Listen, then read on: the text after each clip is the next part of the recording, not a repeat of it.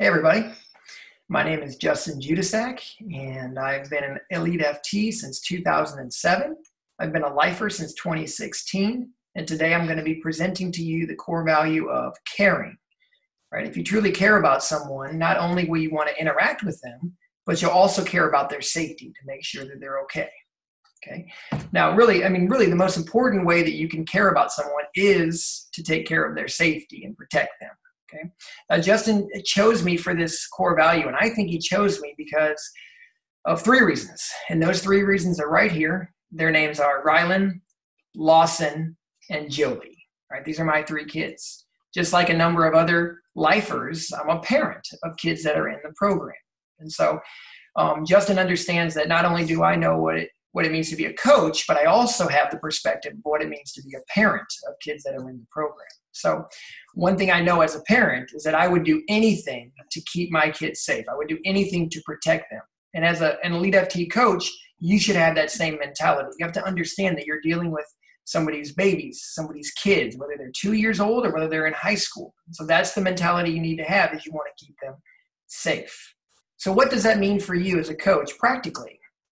What that means is whenever you're giving instructions on the directions in an activity, you want to make sure to remind the kids not to run or not to dribble with their head down. The last thing you want is for them to run into each other and get injured. All right. Also, Elite FT has a standard rule that we do not do head balls until the high school ages. We know that U.S. Soccer has allowed that at younger ages, but since we often have sessions that are mixed with different age groups, you're not going to know what age each kid is, and so we don't do head balls until the high school age group. Also, make sure that all the extra materials, whether that's cones, discs, water bottles, those things are off of the playing space so that nobody's tripping over them.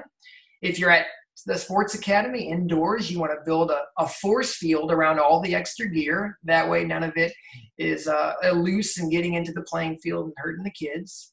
Also, when you're at the TSA, you want to make sure that all the doors are closed and so nobody's running through them or running into them. Okay. Additionally, we have what is called the post effect. What that ultimately means is at no point when you are on the job should you be striking a ball into the goal. The last thing we want is for a kid to get hit, even if it deflects off the post and then hits him in the face and causes a bloody nose. All right, that could be something that's obviously unsafe. So never should you be striking a ball while on the job, okay? When you're outdoors, we have a rule called Here Comes the Sun, which means that the athletes never face the sun. The coach should always be the one that's facing the sun to protect their eyes. Also, at the end of every session, you are not to leave until you know that every athlete is accounted for. Every athlete is being taken by their parents. You don't want to leave them alone, all right? A couple scenario things. If you're doing a session and you have an athlete that needs to go to the bathroom or needs to go and see their parents because they're scared or something, then here's what you do. If there's two coaches that are running the session, one coach takes the kid to the parent and the other continues to train. If you're the only coach doing the session, then you try to flag down the director and bring them over and have them take the kid to the parent or to the bathroom. If you're the only coach that's doing the training and the director is not available, then what you need to do is you need to have the athlete point out where their parent is, make eye contact with the parents, and inform them that you're sending their kid over to them. And then the last step there is you want to make sure that the kid connects with the parent before you take your attention off of them. Another scenario that does come up throughout trainings is injuries.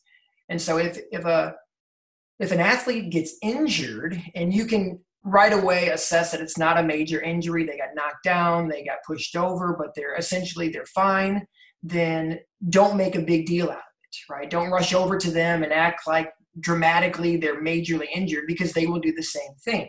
As a parent, I understand this rule very clearly, right? You want to make a joke out of it. You want to say, oh man, you were flying on that. I didn't know you could fly, or you were safe. Great slide. Let's get back in there.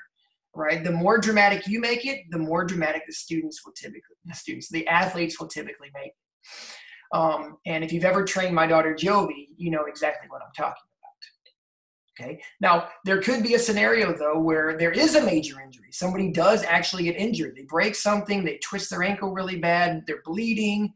In that scenario, you want to send all the other athletes to get a water break. And then you want to alert the director and bring the director over to help assess the situation, and then alert the parent so that the parent can come in and comfort the athlete, and ultimately you can collaborate on what to do from there. Okay, so these are some practical things that can help you keep the playing surface safe and make sure that you're abiding by the safety portion of caring. Okay, just remember this: you can't work at Elite FT unless you care about safety. Have a great day.